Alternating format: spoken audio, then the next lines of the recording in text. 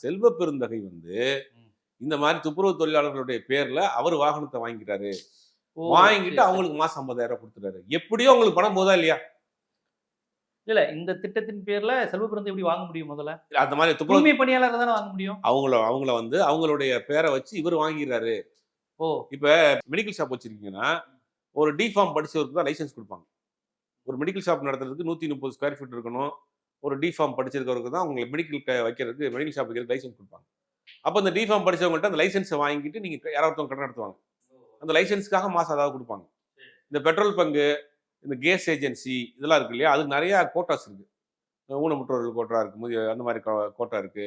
அப்புறம் நிறைய கோட்டா இருக்கு. அந்த மாதிரி கோட்டாவில் யாராவது வாங்கிடுவாங்க. வாங்கிட்டு அந்த லைசன்ஸ் ஹோல்டர்ஸ்க்கு மாசம் ஏதாவது கொடுப்பாங்க ஒரு அமௌண்ட். அப்போ அது மாதிரி இவர் வந்து அவங்க பேரை பயன்படுத்தி அந்த வாகனத்தை வாங்கி இவர் அட்டாச் பண்ணி ஓட்டுறாரு.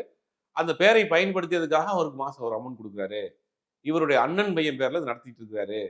இது மிகப்பெரிய இது இல்லீகலா அது? இல்ல அவர் இல்லீகல் சொல்றாரு. அவர் இல்லீகல் சொல்றாரு. அப்ப அவங்க நேரடியா பயனடைந்தவர்கள் அப்படி இல்லைங்கிறாங்க.